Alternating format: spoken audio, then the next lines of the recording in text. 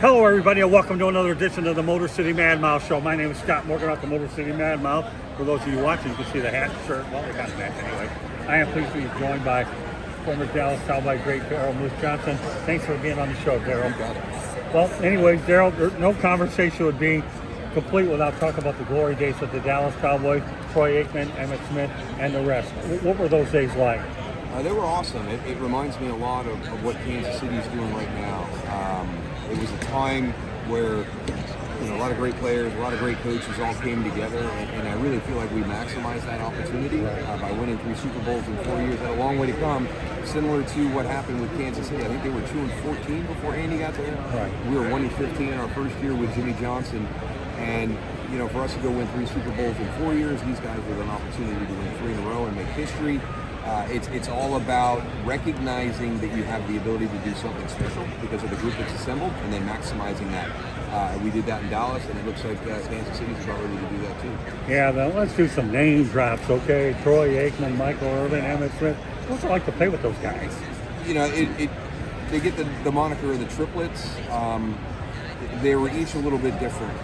Michael was the emotional heart and soul of our team. We were not the same without him in the lineup. We were not the same with any of the 3 in the lineup, but I think Michael hurt us the most. Just because of that emotion that he carried. We could lean on Emmitt if Troy was out of the game. We could lean on Troy if Emmitt was out of the game. But Michael was kind of hard to replace because of that emotional component. Troy is fantastic. Troy is the reason that those 3 functioned the way they did, and that we were as successful as we were, because all Troy wants to do is win a game. I don't care. Troy would say, I don't care if it's because Emmitt's got 175 yards rushing or I've got 325 yards passing. As long as we win, that's all I'm worried about. And you can't have the NFL's all-time leading rusher if you got a quarterback that's worried about statistical data and statistical numbers that measure his ability at quarterback. And Troy just wanted to win games. And then you've got Emmitt Smith, who, walking into the NFL, said when he retires he wants to be the NFL's all-time leading rusher. And that's a bold statement. And to watch a guy, bust his ass to make that come true was really impressive. So, we were blessed. The best leaders and the hardest workers on our team were also the most talented guys. What was it like to play with a flamboyant character like Deion Sanders? I think that's a side of Deion that people get to see, and they think that's the only thing that Deion is. Deion works hard at his craft, even being as physically gifted and blessed as he is, with the athleticism that he has. He is a very diligent student of the game, and I think that's why he's been such a really successful head coach at the early stages of his career, turning around Jackson State, turning around Colorado. Deion understands the game, and you can't just be, a charismatic, talented athlete and have the success that he's had as a coach unless you have a passion for the game of football. And I would see that, the way that he prepared for a game. And he's as competitive as anybody you're going to meet. Him and Michael Irvin on the practice field were some of the funnest things to watch. No kidding, really. So Jimmy Johnston, I talked to him today. I've always loved Jimmy Johnston as a coach. Obviously, probably one of the few guys that's ever won a national championship, both as a coach in college as well as the pros. Pete Carroll, Barry Switzer, and Jimmy Johnston. Yeah, Jimmy was the first. Well, that's true. And it's a select group, too. Yeah. Tell me what it was like to play under Jimmy Johnston. What did you learn from not only on the field, but off the field? Yeah, it's tough. He's old school. It's hard. He's diligent. He's disciplined. But that's what you need with guys. We're little boys in a big boy body playing a game our entire lives, and we need a little bit of this from time to time. And Jimmy was really happy to provide that. So we had tough rules. He ran a tight ship. He was very challenging. Our training camps were very physical. But every time we complain about it, my wife laughs and says, "Well, how many Super Bowls do you have?" So there was a lot of the success that those teams had was Jimmy's leadership and then his staff that he created. So he was great to play for, and he's one of those guys that you appreciate more once you got away from him. Because very similar to my college coach, Dick McPherson, you do see the wisdom and the discipline that he had, and it's not only things that apply to the game of football, but they're things that you can apply to life that will help you make you successful as well. Yeah, that's unbelievable. I joked around with Jimmy about this earlier, that you gift drafted Barry Switzer ring, even though they were all with your players, and he really got a kick out of it. He really enjoyed the answer. But what was Barry Switzer? Was he a much contrasting personality? Oh, very different. Was Very he? different. Yeah, I would say almost the complete opposite. He's walking into a tough situation. I mean, he's coming in as the new head coach, but everything else is kind of staying the same, and it's just don't screw it up. It's kind of what the whole thing is built around, and you still have to, stay true to yourself and what you did as a coach, and there's going to be some things that you believe strongly in, and I never really saw that. I never really, saw, hey, we're going to change this because this is what I believe. It was really just kind of the status quo moving forward on autopilot, and then we lost the thumb. We lost the thumb and the discipline, and our group needed that discipline. If we weren't, reined in and held accountable, then we were going to continue to push the envelope. We had some guys that, had negative impacts on the team because we lost that discipline in Jimmy Johnston. Listen, Daryl, I know we could all always talk about hypothetical situations with Jimmy and Jerry, how long they could have lasted, how many Super Bowls, and they haven't been there since 1995. You often wonder if that relationship had continued, how much deeper this team could have gone with the amount of talent that was on that team. Yeah, we've grown so much over the years that we were at a place where we were practicing at the tempo and the level that Jimmy wanted without really having the physical component. It sounded good, but it wasn't as physical as it sounded. So he was happy with it. We were good with it. We've really bridged the gap from 1989 to 1993. And just, imagine the Kansas City Chiefs in February decide to fire Andy Reid. That's actually what happened to our team. So, we lost Eric Williams that season. Is it fair to say that wouldn't have happened if Jimmy was there? Yeah, probably, but the chances would have been reduced because you have that accountability that Jimmy always preached about. And that was another big challenge, for us going for a three-peat, was losing Eric Williams as our right tackle. So I've heard people say you would have won at least 3 in a row, maybe 4 in a row, and then potentially 5, depending on how long he stayed around. But we were a team that was getting older. We were starting to break down a little bit. When we were winning our Super Bowls, we were the youngest team in the NFL. So eventually Father Time catches up to him, and he usually wins those battles. So tough to say how far you can project down the road, but I think we do make history. I think we do win 3 in a row because we were going to face San Francisco, and Jimmy was in San Francisco. So they were not going to beat us with Jimmy Johnson. Well, take a 1-15 team. I know you lost to Detroit, a tough loss there, but then you bounce back. And obviously, we know where the story continues, and that's what obviously allowed the Dallas Cowboys grow as a team. Do you feel that was a turning point, losing the Lions and being able to take the next step? Knowing we got to the playoffs, now we know we have a bitter taste in our mouth, and now we know we have I just think we played a bad game. Troy had been hurt that season. We went into that game after we had played well, and Troy became the starter. So there was kind of a disruption there of kind of getting into a rhythm. We were 6-5, and Steve Berline had come in, and we ran the table down the rest of the season to finish 11-5. We get into the playoffs. We beat Chicago on the road, so everything's great. But Troy is healthy; he's ready to play, and we just got in, but we just didn't play a great game. And at that time, we struggled with silver stretch offense, and whether it was Houston, whether it was Detroit, when people got into that kind of spread style offense, we just didn't play well. So they beat us earlier in the year handily, and they beat us in the playoffs even more handily. So you transitioned into broadcasting. Before I go there, I want to ask you a question. What was it like to work for my friend Kenny Albert? Fantastic. Kenny's great. He's a consummate professional. Did his 500th game this year. He's a wealth of knowledge. He's a wealth of information. I've never seen anybody that can open a media guide and get the exact answer he wants. Sorry, he's one of my favorites, so I got to say that. How you doing, Mark? Great to see you. Hey, thanks for popping in. That's the amazing thing about Kenny. It's just, you're doing hockey, you're doing football, and you're doing both well, and they're so different in the style that you have to use as a play-by-play guy. So I just think his ability to understand the differences in the presentation of both games and be really, really good at each one. All right, now we talk about your transition into broadcasting. Had a pretty good playing career, so there had to be a pretty good smooth transition, being able to play it, to talk about it. Let's go into more detail about how much you enjoyed the broadcasting aspect and who were some of your favorite part? It's been fun. It keeps me close to the game. It allows me to have conversations with the coaches and players and understand it at a different level.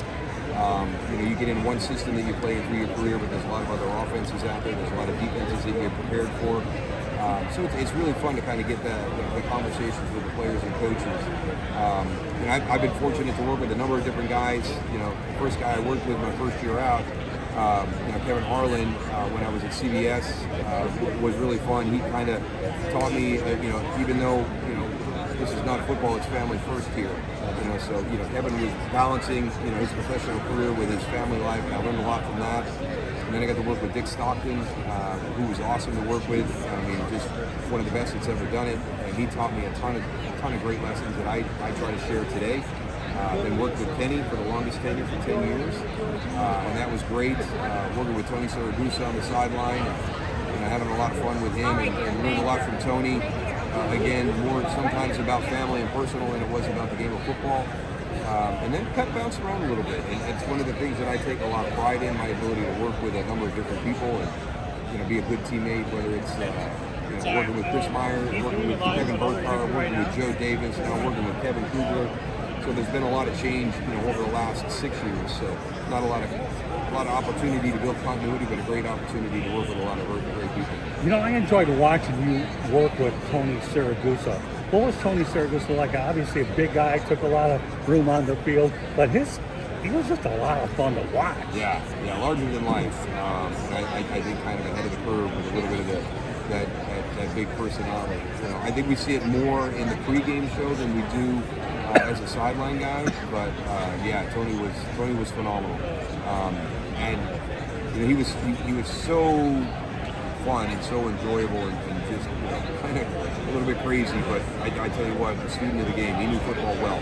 He knew the detail of the game extremely well. Well, just so you know, this Motor City Man Mouse Show, my name is Scott Morgan. We're pleased to be joined by Daryl Johnston.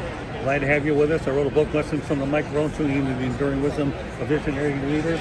I've actually been in the industry 45 years. Now we'll transition to your next phase, which I want to talk about, the United Football League. It began with the USFL. What was it like for you to be able to get into spring football? Because let's face it, pro football needed some sort of a feeder system, and you did a really good job starting the USFL, and I'm glad you brought the Michigan Panthers back. Yeah. I started my first year was 2019 with the Alliance of American Football with Bill Poley and Charlie Ebersol. It's expensive to prop up the league, and the finances caught up to us about week 8 that year. So I had a good run going in San Antonio, but couldn't finish the year. Went to XFL 2020. Got shuttered by the pandemic that year. So there was a break in spring football. The spring league popped up, and that got on Eric Shanks' radar. When everything is closing down in sports and athletics, the spring league is still playing. So he took a look at that. They had some proprietary rights back into the USFL, so he decided to jump on board and prop up the USFL. And because I had done spring football in the past, they asked me to kind of come in and help out where I could. And that's where we started USFL year 1. And it was a heavy lift. We had a lot of great people. And we just started to add to things each year. And we've been doing that this whole time. And I think that the greatest decision was made, last season. Instead of us in the XFL standing toe-to-toe and being a last man standing situation, let's come together and join forces. And that really wasn't a 1 + 1 = 2. It was more of a 1 + 1 = 4. I really feel that they were stronger than us on the business side. I felt that we had the strength on the football side, and then them coming together. I think we really were a positive for each side, and I think it showed last season. The football was great. This year in the off season, we had more time because of the merger last year coming together late. Kind of focus on the business side of stuff. So we're really happy. We opened our headquarters last Wednesday to reflect back and think where we were, back in 22 and where we are now. Getting ready for 2025. It's amazing. Put 38 players back into the NFL. So some really good stuff, but a lot more good stuff to come down the road. Well, I'm so glad that Fox got involved because I covered the original USFL and I covered the 1983 USFL championship game. And when the USFL came back first on its own and now you merge, that to me is just unbelievable that now we have these two leagues joining forces to be able to provide a much needed feeder system and you guys are utilizing different rule changes like the kickoff and the replay stuff. It's just unbelievable. Then there's no question that the NFL got to be paying attention to this stuff. Yeah, we have a good relationship with the NFL. We have a lot of guys that have relationships with that team. So, with technology, rules, player health and safety, a lot of different things, we're working hand in hand with them, and we are a little bit of a proving ground, not a testing ground, but a proving ground that this is something that will be viable at the NFL. Well, Jake Bates was an unbelievable story for the Detroit Lions. How much do you really feel pretty good about that story? A kicker like this who's kicking 60-yard field goals like Dust Buell. Yeah, right. We got Brandon Aubrey in Dallas, back-to-back Pro Bowls. Monte Turbin, back-to-back Pro Bowls. So there's some good players in spring football, and that's what we try to tell people, Don't you want to be there and watch the next Jake Bates kind of burst onto the scene? You want to be the first person that gets a chance to see a Brandon Aubrey? Who is this guy? I've never heard of him before. So yeah, it's been great. My final question, and that's this, and a lot of people want to know about it. Let's talk about expansion. I know you currently at the number you're at. What's your progression in terms of how much you want to expand every year to make sure you don't overexpand, but the product is going to be in demand? And would you consider going to any old NFL markets like the Oaklands and San Diego's and places like that, where you had great markets and they've supported them before? So I know that's a loaded question. Yeah. I get it, but the reality is there's a lot of places that can do Yeah, that. there's a lot of metrics that we're going to look at. It's not just kind of getting into the old NFL stadiums. I mean, that's our biggest crowd is St. Louis. So everybody would think, let's just kind of follow that model. But there's a lot of other metrics that we put in place along with that. So we're going to do everything the way that we've done up until this point. It's going to be calculated. It's going to be responsible. Can we be sustainable? Is there enough talent? Because we have to have 5 more, 10 more offensive linemen. We got to have 2 more, 4 more quarterbacks. The NFL right now, a lot of people feel that there's not 32 starting quarterbacks, out there in the NFL with those 32 teams. So, we want to make sure that we grow at a rate and expand at a rate that allows us to continue to be an entertaining football league. So, hopefully we're going to have some news on this here pretty soon. But the big thing is, just making sure that the city we go to is the right fit. It has all the different things that we're looking for to expand. How do you make your determination about who's the general manager and the coach for each respective city? I've often wondered, since I think this is a league, it's owned by the league. Yeah, well, right? if they have a tie, if they have a connection to try to create something there, you would love to be able to do that. And it was hard for us to move, Wade Phillips from Houston to San Antonio when he had strong ties in Houston and bring Curtis Johnston in. But that was a situation where we had, in both leagues, we each had a Houston team. And so I think looking back on it, if we could do it all over again, does it make sense to put Curtis Johnston in San Antonio and Wade Phillips remain in Houston? And how do we do that to keep a USFL conference and an XFL conference? So I think if we were to reflect back on that, maybe we forget about keeping the monikers and just really focus on the connection and the contact that we had in Houston. Well, I know there was a judgment call about the Houston Gamblers, but they opted to go the route that they ended up going. And I'm sure that would be a tough decision. We'll start out with the Cowboys. What do you like? How do you like where the direction the Cowboys are going now? Well, we'll find out. It's been a tough season. Got a lot of change coming, so we'll see. I know Brian Schottenheimer. I'll wait and see how he does. I like some of the moves he's made already, but I know it maybe wasn't the choice that everybody wanted in the Cowboy fan world. But this is who it is, so let's give him an opportunity to prove that he was the right guy, and let's get behind him. Daryl, I can't thank you enough so much for joining the Motor City Man Mouth Show, and I know you've been really gracious with your time, but my goal is to make sure we promote this league as much as we can, and to me, you're a Hall of Famer in my eyes. I appreciate that. Thank you, Scott.